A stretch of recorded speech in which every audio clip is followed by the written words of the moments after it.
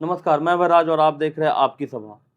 किसी भी राज्य को चलाने के लिए राजा के साथ-साथ उस राज्य की सुरक्षा और पूरी जो व्यवस्था है, उसे देखने के लिए सेनापति की आवश्यकता होती है। जब आप किसी राजनीतिक पार्टी के परिप्रेक्ष्य में इसको देखेंगे, तो प्रत्येक पार्टी का अपना जिला अध्यक्ष होता है। जिस राज्य में जो पार्टी होती है प्रत्येक जिले में प्रत्येक जिला अध्यक्ष होते हैं। आज का जो हमारा सेशन है, जो पॉडकास्ट है, इसमें हम आपको मिलवाने वाले हैं गिरिडीह के जेएमएम से जिला अध्यक्ष श्री संजय सिंह जी से। तो स्वागत कीजिए हमारे चैनल में श्री संजय सिंह जी का। नमस्कार, जोहार। सर, सवालों का सिलसिला शुरू करते हैं। जी। वर्तमान में जेएमएम की सरकार है। आप गिरिडीह से जो यहाँ के विधायक भी है वो भी जेएमएम से हैं। आप गिरिडीह के जिला अध्यक्ष हैं। जी। इतनी बड़ी पार्टी चलाते हैं, संगठन चलाते हैं, लेकिन संजय सिंह जी कभी लाइमलाइट में नहीं आते, क्या कारण है? देखिए, किसी भी संगठन को चलाने के लिए एक आधारभूत संरचना और साथ-साथ संगठन की मजबूती बहुत आवश्यक है। जी। चूँकि झारखंड मुक्ति मोर्चा का संगठन सामूहिक लोगों के सहयोग से चलने की परिपाटी रही है जी। और मैं व्यक्तिगत रूप से मैं अपनी बात बोलूँगा, मैं बहुत ज़्यादा अखबारों में या मीडिया के माध्यम से या अन्य संचार के माध्यमों से अपने आप को स्थापित करने में नहीं रहता हूँ या भरोसा नहीं करता हूँ। मैं काम में भरोसा रखता हूँ। अगर मैं बेहतर काम करूँगा तो निश्चित रूप से मेरे जो कर्तव्य है, मेरे जो दायित्व हैं, मैं उसका निर्वहन करूँ, तो उसकी जो फलाफल है, वो जनता के सामने रहता है। और जैसे गिरिडीह जिले में अभी वर्तमान में झारखंड मुक्ति मोर्चा के 3 जनप्रतिनिधि विधायक हैं। डुमरी से श्रीमती बेबी देवी हैं, गांडे से डॉक्टर सरफराज अहमद साहब थे, जिन्होंने अभी हाल में इस्तीफा दिया है, और गिरिडीह से सदर विधायक सुदीप कुमार सोनू जी हैं। चूँकि संगठन के सहयोग और हमारे समर्थकों के सहयोग से ही इनको हम लोग विधानसभा तक पहुँचा पाने में सफल हुए हैं। और पूरे जिले में जहाँ तक अन्य प्रखंडों में, अन्य विधानसभाओं में हमारी संगठन की यह भागीदारी है, तो जो मतों का प्रतिशत है चुनाव में, उसको देखेंगे तो एक लगभग 30% 31% वोट शेयरिंग में हम लोग हैं, जो कुल मत इस जिले में पोल होते हैं उसमें। तो कमोबेश स्थिति संतोषजनक है हमारी, और लाइमलाइट में नहीं आने का एक बड़ा कारण है कि व्यक्तिगत मेरा अपना सोच है कि चलिए, मैं प्रचार से बहुत ज़्यादा उसमें अपने आप को स्थापित नहीं कर पाता हूँ। अभी जैसे गांडे का चुनाव है, उसमें जो भी हमारे उम्मीदवार आएंगे, तो उनको मेरा अपना मानना है कि उनको उनके लिए प्रचार हो, उनको स्थापित किया जाए। संगठन का जो दायित्व है, क्योंकि पंचायत से लेके जिला स्तर पर, जिला से ऊपर केंद्रीय समिति तक सभी को अपना अपना ड्यूटी है, अपना लोग कर्तव्य निभाते हैं, हम लोग भी निभाते हैं सब। जी। जब हम संजय सिंह जी से मिलते हैं या लोग जितना आपको जानते हैं, बात चलती बहुत ही सुलझे हुए और शांत व्यक्ति हैं।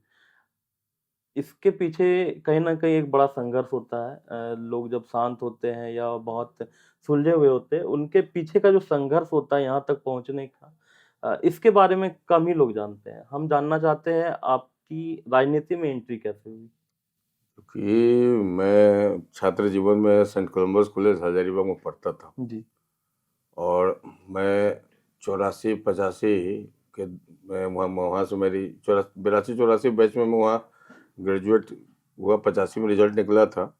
चूँकि उस समय भी छात्र आंदोलन होता था किसी मुद्दों को लेके स्थानीय कॉलेज में। उस समय तो यूनिवर्सिटी, रांची यूनिवर्सिटी था, बाद में विनोबा यूनिवर्सिटी का निर्माण हुआ। तो उन मुद्दों पर मैं हमेशा मुखर रहा, छात्र के मुद्दों पर, हित के मुद्दों पर, चीज़ों को लेकर समसामयिक जो घटनाएं थी, उसमें हम लोग भी मुखरता के साथ, प्रमुखता के साथ अपना योगदान देते थे।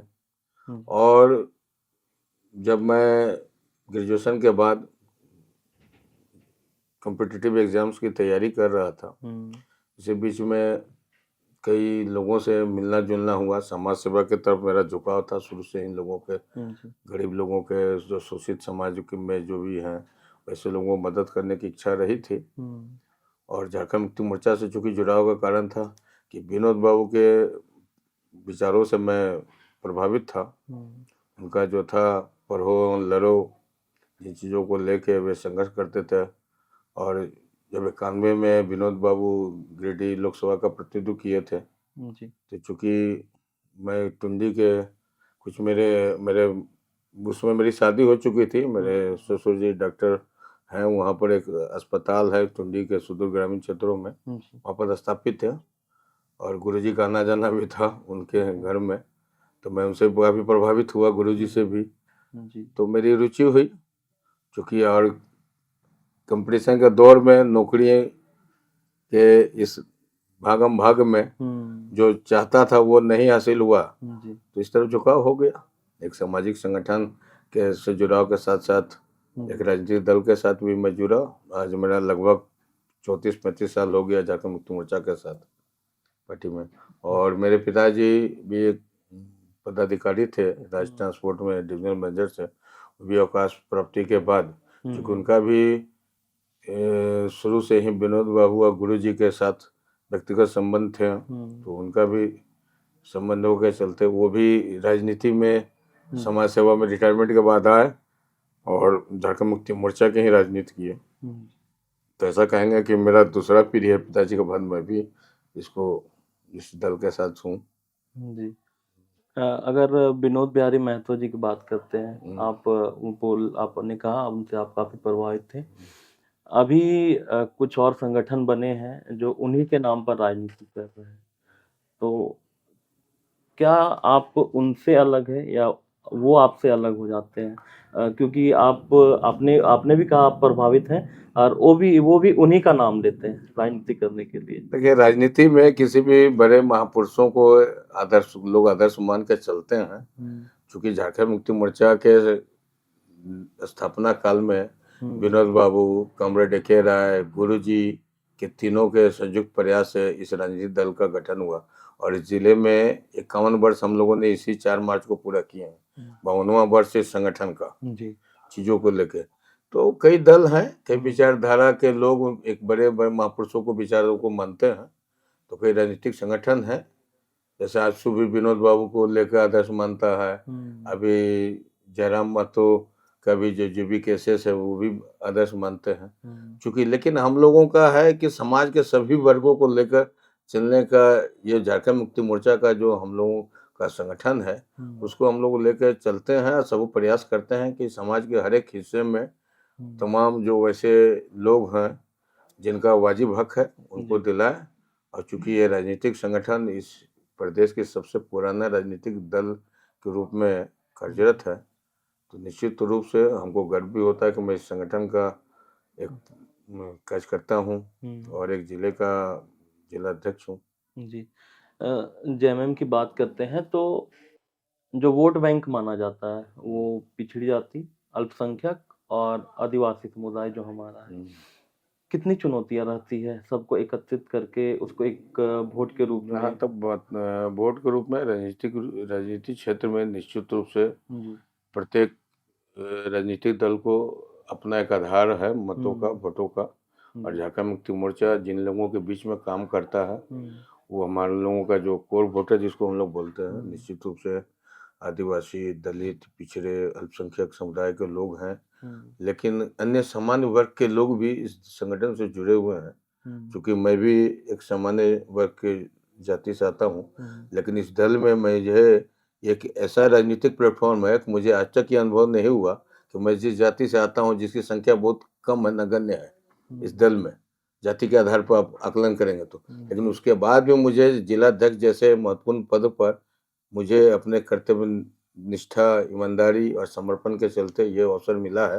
तो निश्चित रूप से इस संगठन में सभी लोगों को काम करने का अवसर है, सभी को उचित प्लेटफॉर्म उनकी योग्यता के अनुसार मिलता है।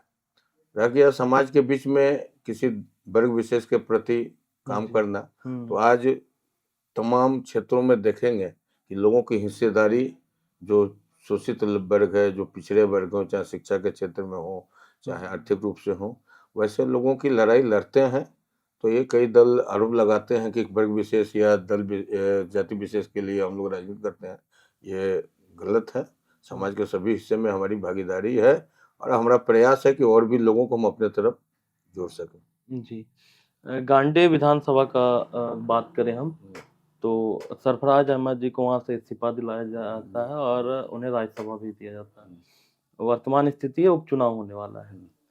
तो क्या आपको लगता है कि आपको वहाँ जनता की नाराजगी का सामना करना पड़ेगा गांडी विधानसभा राम नाराजी किस परिप्रेक्ष्य में आप जानना चाहते हो? कि एक सिटिंग विधायक को हटा दिया गया? ना ना सिटिंग विधायक नहीं, राजनीतिक दल का उद्देश्य होता है कि जो राजनीतिक परिस्थितियां उत्पन्न जी। होती हैं उसका समाधान कैसे हो, और एक कर्तव्यनिष्ठ सदस्य के तौर पर इस दल में सरफराज साहब ने अपनी जो भूमिका निभाई है उसके लिए उनको साधुवाद है। और कहीं भी जनता के बीच में ये नाराजगी कह के कोई ऐसा बात नहीं है, वे अपने जो कर्तव्य था उसका निर्वहन ईमानदारी पूर्वक किया है। और सबों को, सारे लोगों को संतुष्ट नहीं किया जा सकता किसी भी क्षेत्र में। तो निश्चित रूप से कुछ लोग ऐसे होंगे कि जिनकी बातों को अगर नहीं पूरा हो पाया है तो आने वाले समय में जो हमारे दल के जो भी उम्मीदवार होंगे, जो भी निर्वाचित होंगे, वैसे समस्याओं का समाधान हम लोग करेंगे चीज़ों को लेके। इसलिए चुनौती कह के कुछ नहीं है गांधी विधानसभा में। जी। गिरिडीह विधानसभा के या गिरिडीह के लिए सेकंड विधायक के रूप में आपको माना जाता है, ये बात चलती है आम जनमानस में, इसमें कितनी सच्चाई है? ना ना ऐसी कोई बात नहीं है, चूंकि विधायक जी पहले यह टर्म है सोनू जी का, और एक कार्यकर्ता से विधायक के सफर तक में काफी मेहनत किए हैं और एक सफल जनप्रतिनिधि के रूप में स्थापित हैं। चूंकि आज देखे होंगे कि झारखंड विधानसभा में भी मुखर होकर दल के सरकार की बातों को प्रमुखता से उनकी एक जबरी जिम्मेवारी दी गई है इस दल के तरफ से भी। तो समय अभाव के चलते कुछ ज्यादा जवाबदेही उनके, जो विधायी कार्यों की जवाबदेही मेरे कंधों पर है। क्योंकि मैं जिला संगठन के अलावा माननीय सदर विधायक के कई जिम्मेवारियों का भी मैं निर्वहन करता हूँ। उनके जैसे विधायक से संबंधित जो मामले हैं या उनके प्रतिनिधि के तौर पर कई बैठकों में शामिल होता हूँ। और कई मसले, चूंकि मैं लगभग ये मेरा तीसरा टर्म है जिला अध्यक्ष का, 3 टर्म में जिला सचिव के पद पर भी रहा हूँ, 2 टर्म जिला के उपाध्यक्ष पद पर भी रहा हूँ, केंद्रीय समिति के पद में भी रहा हूँ। चूंकि एक लंबा राजनीतिक अनुभव है तो लोगों के समस्याओं के समाधान में मैं सक्रिय रहता हूँ। तो जब विधायक जी जैसे अभी मुख्यालय में नहीं है तो जितनी समस्याएं हैं विधायक जी को जो नहीं कांटेक्ट कर पाते हैं वो लोग मेरे पास आते हैं तो मैं उसका समाधान करता हूँ। तो ये कहीं से भी नहीं कि मैं सेकंड विधायक हूँ या मैं जिला अध्यक्ष के तौर पर ही संतुष्ट हूँ। चूंकि मैं जिले का विश्वोत्तरी का जिला उपाध्यक्ष हूँ, विश्वोत्तरी समिति का गठन है इस जिले में, और विश्वोत्तरी के अध्यक्ष माननीय मंत्री हफीजुल साहब है, मंत्री होते हैं, और उपाध्यक्ष मैं हूँ। बतौर उपाध्यक्ष सरकार ने मुझे मनोनीत किया है। तो एक जिम्मेवारी है, तो लोगों के जो समस्याएं हैं, चाहे किसी भी, मैं सब पूरे जिले के लोग आते हैं अपनी समस्याओं को लेकर, तो मैं नहीं पूछता हूँ कि झारखंड मुक्ति मोर्चा के आप समर्थक हैं या मतदाता हैं, जो भी है मैं पहले समस्या का समाधान का प्रयास करता हूँ। यही बात है, लोग बोलते हैं वो। जी। गांडे उपचुनाव को लेकर अगर जेएमएम से उम्मीदवार की बात करें हम, तो क्यास लगा रहे हैं कल्पना सोरेन जी का, और उनकी एक्टिविटी भी बढ़ी है गांडे विधानसभा में। तो क्या हम मान सकते हैं कि कल्पना सोरेन जी ही आएंगी? अगर श्रीमती कल्पना सोरेन जी आती हैं तो निश्चित रूप से गिरिडीह जिले के लिए सौभाग्य की बात होगी, गांडे क्षेत्र के लिए भी होगी। और वो चूंकि अल्प अवधि है एक प्रतिनिधि के तौर पर, फिर नवंबर में चुनाव, सामान्य चुनाव प्रस्तावित है, लेकिन जो 5-6 महीने का जो समय है, 5-6 महीने का, एक मुझे उम्मीद है कि अगर वे निर्वाचित होती हैं तो निश्चित रूप से गांडे के लिए एक बड़ा उनके योगदान से एक बड़ा परिवर्तन गांडे के क्षेत्र में विकास की एक बड़ी लकीर खींची जाएगी। ये तो मेरा मानना है कि अगर आती हैं तो ये सौभाग्य होगा गांडे क्षेत्र के लिए भी और गिरिडीह जिले के लिए भी। जी। लास्ट क्वेश्चन नहीं, आप गांडी के जनता से क्या अपील करना चाहते हैं? चूंकि उपचुनाव होना है, जो निर्वाचन का जो प्रक्रिया है उसके तहत उपचुनाव की घोषणा हुई है, और गांडे के मैं तमाम लोगों के आपके माध्यम से अपील करता हूं कि वे एक सुयोग्य जनप्रतिनिधि को चुने। निश्चित रूप से उनकी जो आकांक्षाएं हैं, जो समस्याएं हैं, जो क्षेत्र के जो विकास की अवधारणा है, राज्य का जो प्रयास है, राज्य के सरकार का जो प्रयास है कि अंतिम व्यक्ति तक ये विकास पहुंचे, निश्चित रूप से झारखंड मुक्ति मोर्चा का जो भी उम्मीदवार होगा, जी। वो अगर चुना जाता है तो हम उसको ज़मीन पर उतारने में सफल होंगे और उनकी आकांक्षाओं के, उनके उम्मीद के अनुरूप खरा उतरने का प्रयास होगा। जी। तो आज हम जुड़े थे श्री संजय सिंह जी से। तो उन्होंने इट पॉडकास्ट में बहुत ही रोचक बातें बताई, कुछ अपने जीवन के बारे में बताया, कुछ राजनीतिक अनुभव के बारे में बताया। आप हमारे पॉडकास्ट ज़रूर देखेंगे, बहुत ही वैल्यूएबल है। गांडे विधानसभा में जो उपचुनाव होने वाला है, उनके बारे में भी बहुत कुछ बातचीत हुई है। तो सर, आपका हमारे चैनल से जुड़ने के लिए बहुत-बहुत धन्यवाद। धन्यवाद। एक बार हम साथ में बोलेंगे, जय हिंद, जय भारत, जय हिंद, जय जोहार भारत, झारखंड, जोहार जोहार झारखंड। झारखंड।